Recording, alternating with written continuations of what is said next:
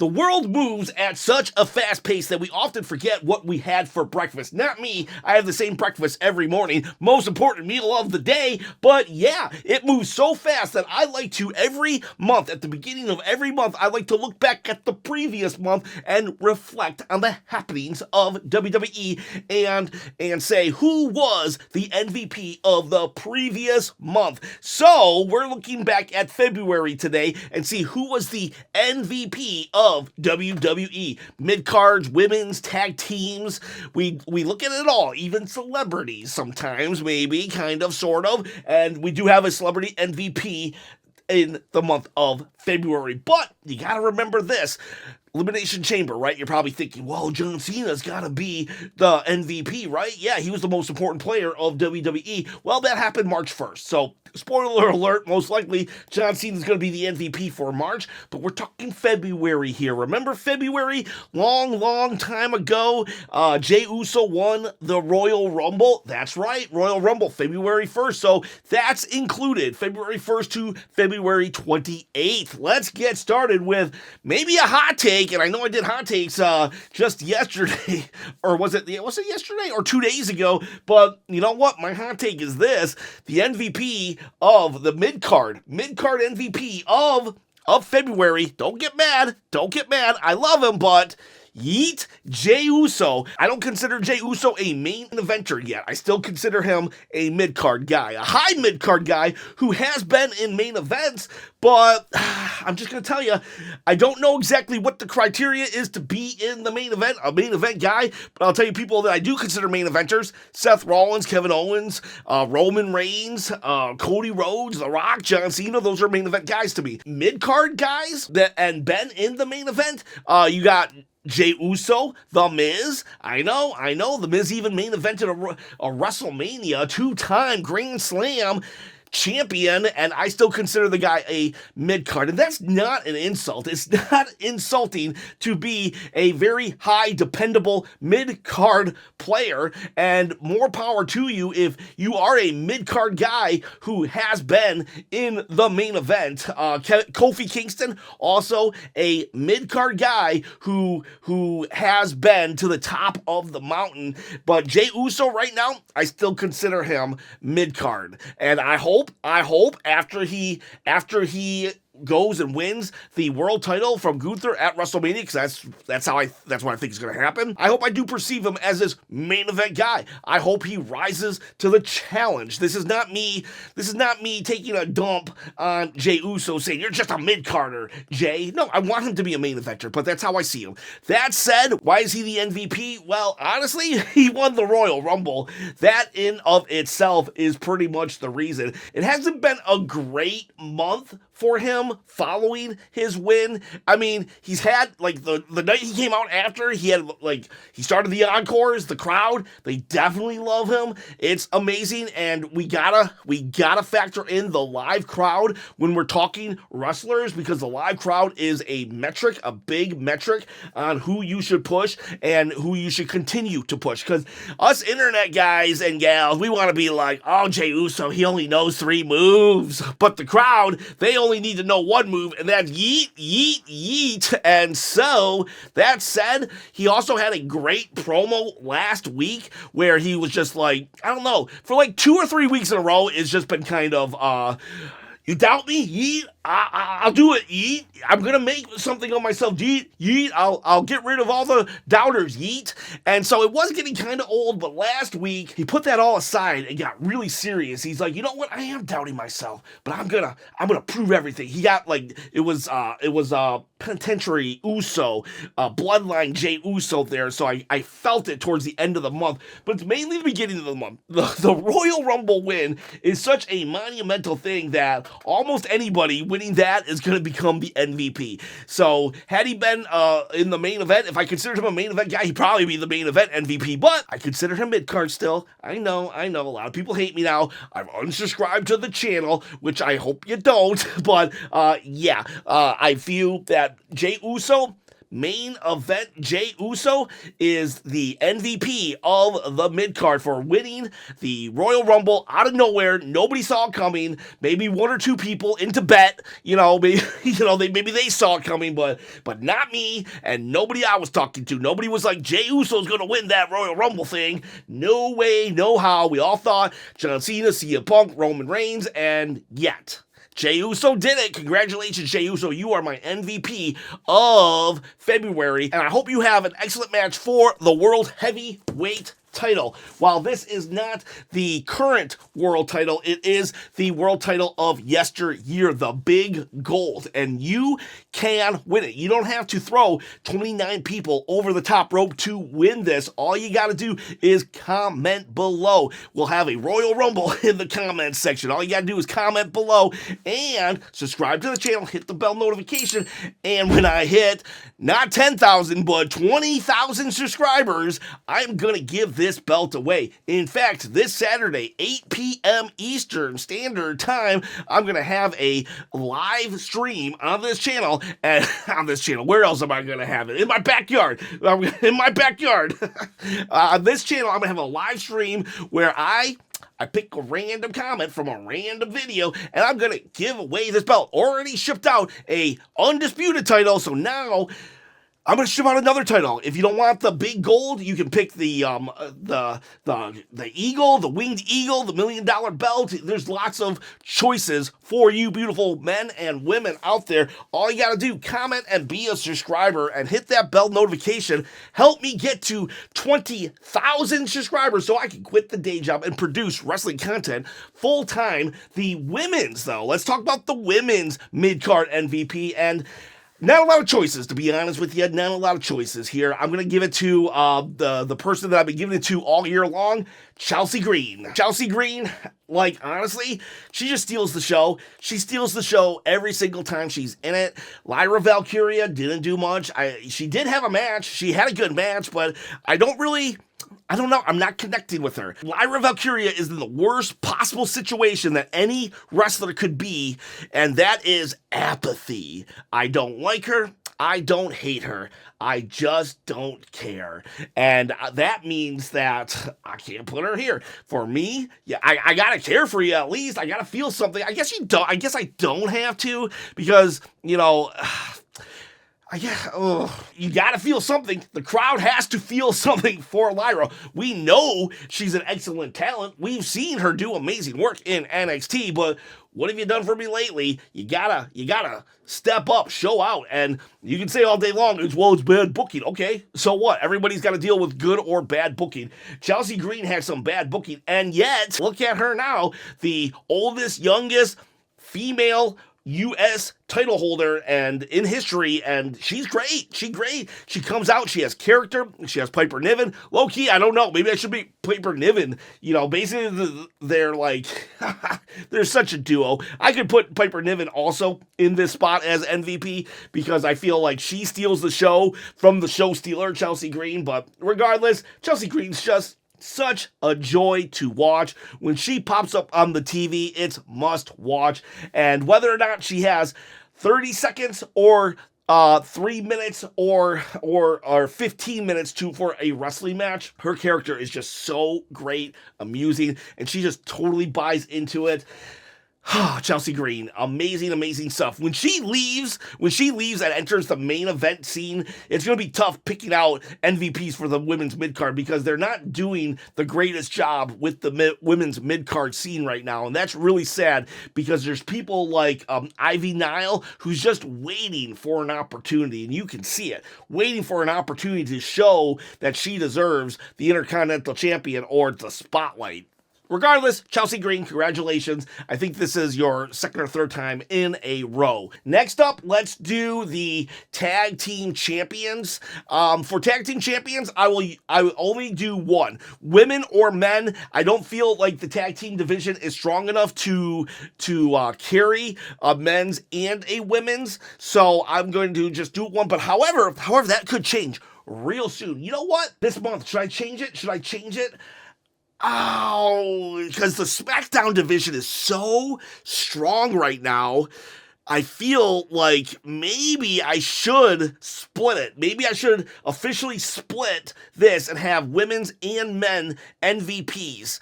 I'm gonna keep it like this for this month. Only one MVP overall, men or women. I'm gonna keep it this month, but it's very difficult. If Raw continues to build their tag team division, then I will split it up. No, well, I don't know. We'll see. I'll decide later on. But right now, your MVPs of the tag team division, I want to say Street Profits.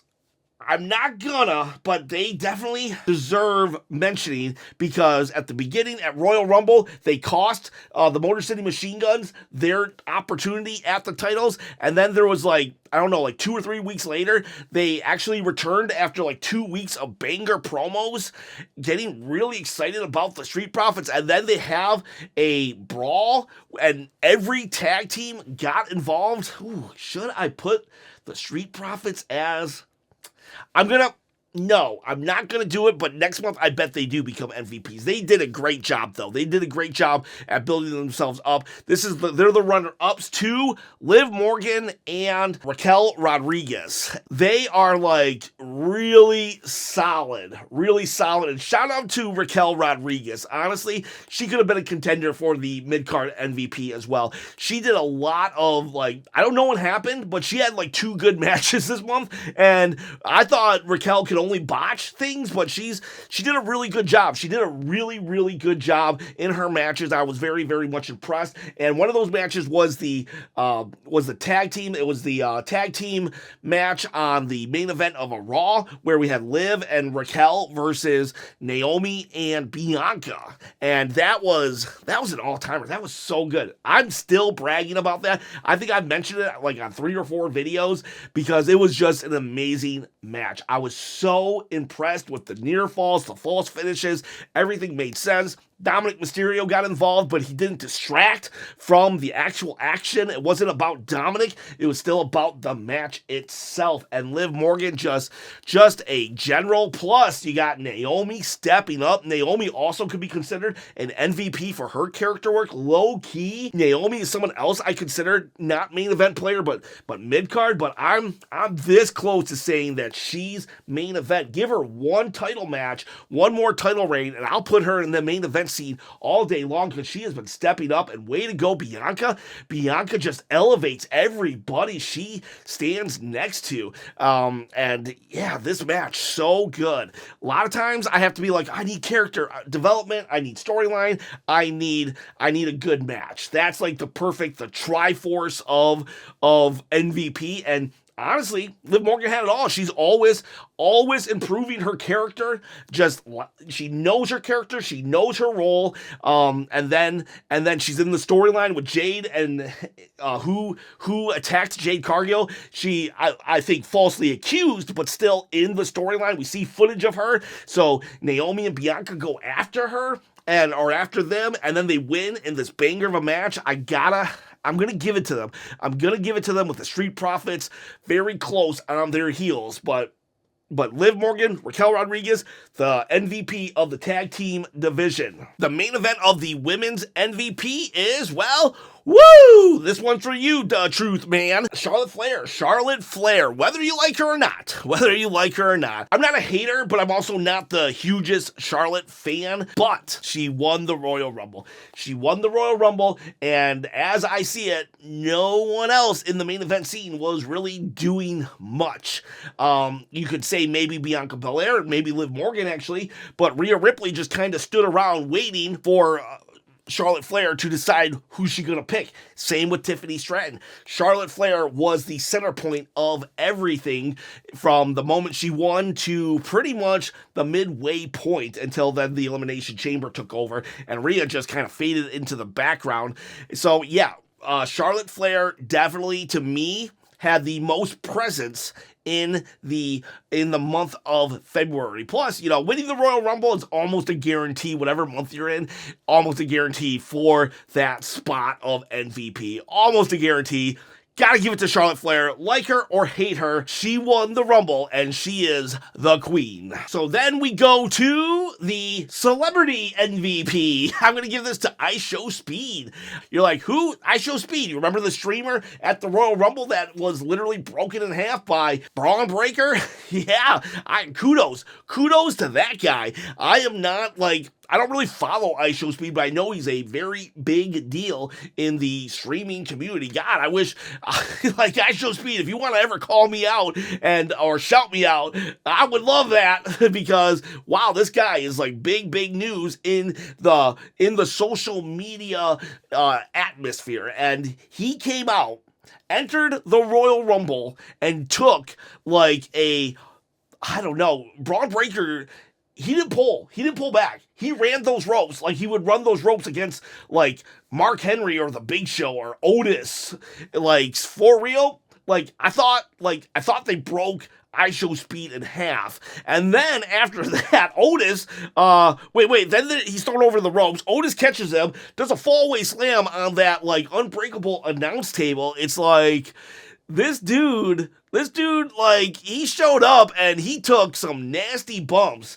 I'm talking nasty bumps. Braun Breaker can break a normal wrestler in half, let alone a YouTube streamer. Give me a break. If Braun Breaker even looks at me funny, my back goes out. So props to I Show Speed for not just showing up for the clout and the views and the stream, but to actually take a devastating bump. So MVP, celebrity wing, the celebrity wing of the Wrestlechop MVP goes to I Show Speed. And finally, we're at the male MVP main event scene. This was very, very difficult. I went back and forth. Originally, if the month of February would have ended on like February 14th or 15th, it probably would have went to Gunther. I think Gunther had a very strong showing after the Rumble because he was just like, if you choose me, Jay, I'm going to rip you apart. I'm going to make your life miserable. And I believed it. Gunther rebuilt his aura from that horrible feud with Damian Priest last year. He rebuilt his aura in the beginning of the month, but by the end, he's having a back and forth, really challenging match against Otis. Sorry. That right there kind of like took him down a peg or two. So then who's it going to be? Could be The Rock. Not gonna lie, considered putting The Rock in there because even though The Rock showed up for the final 2 weeks of Smackdown, he was only on the final 2 weeks of February. He really disrupted things to the point that he completely changed the course of WrestleMania. So, like, that alone doesn't need a match to, like, that's an MVP right there. That is an MVP. Someone who can just show up and change the course of everything. But I'm passing. I'm passing on The Rock. Should it be Cody Rhodes? Cody also could be considered. He had an excellent match with Kevin Owens, finishing the best feud of his title reign with Kevin Owens in a very violent affair at the Royal Rumble. Great match. We see Cody getting a little darker, one step closer to Codelander, but then he goes and he kind of gets in this like little mini feud or gets involved in the Solo Sikoa Jacob Fatu where he's kind of more of a plot device, so that doesn't make his championship look strong. He should be dictating his stories, and yet he's just a plot device in Solo Sikoa and Jacob Fatu's story. He's even said, I don't think that thumb was meant for me. So that kind of like, I don't know, whatever. Moving on, The Rock shows up and he gives Cody the ultimatum. I want your soul. Be my champion. And this also almost made me pick Cody Rhodes because he's now the focal point of the main story, which the Undisputed Champion should be, or the World Champion, but they usually reserve that for the Undisputed, and I'm like, ooh, maybe I should, but I don't know, he didn't seem really strong in The Rock's interaction. Someone on my in one of my hot take comments one time said, Cody needs an adult in the room when The Rock is present, and that just summed it up, because Cody was just looking like, what do I do? The Rock asked for my soul. Should I give it to him? He just looked like and I do love Cody Rhodes. You probably don't believe it because I make fun of the guy, but when he sets himself up so easily to be made fun of, well, it's low-hanging fruit. I'm going to make fun of you. Sorry, Cody, but yeah, don't someone asks for your soul, just say no. Just answer them right away. Like if like when the crackhead at the gas station asked me for my soul, you know what I'm saying? Sorry, all out. And I go about my business. Anyways, I don't know. Sometimes I say things. I say things here, and so anyways, we go. Do I pick Cody? No, I'm not picking Cody. Who am I picking then?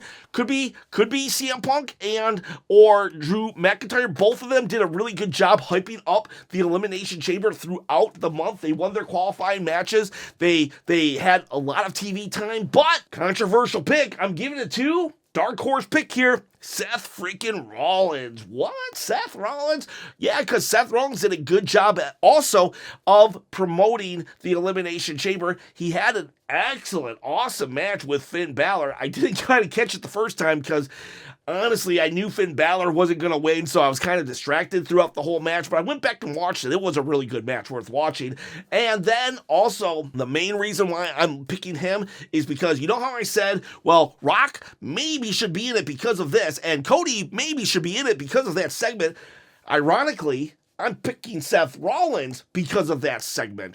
When The Rock did that segment, it kind of went off the rails. It was like 20 minutes, 30 minutes of Rock just saying, I'm your friend, I want your soul, I need your soul, I'm your friend, you're a great champion, I need your soul. It's like, Rock, dude, we know you love to hear yourself speak because, I mean, I do too, but sometimes, like, just cut your segment in half. And that first promo was weird. It was weird. Now, the result of it has turned out to be amazing and changing the course of WWE history, but the first segment, the start of this story, was very weird. And the next Monday on Raw, Seth Rollins came out and really put it in perspective and had to clean up The Rock's kind of like, I don't know, all over the place promo. And it was Seth Rollins who got it lined up to, it's like, oh, why are you even entertaining this idea of becoming his corporate champion? Yeah, he said the word soul and stuff, but like he really explained it to us norms, us normal people out there. And it was Seth Rollins who I believe got the story back on track. So when we returned on Friday, Rock came out again and had like a really 7 to 8 minute segment pre-taped where now it all made sense and the storyline was off and running. So I feel Seth Rollins, who promoted the Elimination Chamber, who had matches, and who was just showing up and making things interesting, then he gets the main storyline that's going into WrestleMania. He gets it back on track, and I feel that is why he is the MVP of WWE in the month of February. Plus, I forgot to mention this, he double curb stomped Roman freaking Reigns at Royal Rumble. That was the most vicious curb stomp I've ever seen, and to the point that they used that to write Roman out of the WWE for a month. So, like, that right there shows how powerful Seth Rollins is. He took out Roman Reigns for about 6 weeks. I think Roman's showing up on Monday, but that's another point. Seth Rollins was used so much as a utility player and utilized him so much in the month of February that he's my MVP, and that's how I look at it. That's your month of February. And you know who's the MVP of this channel? Red Bull.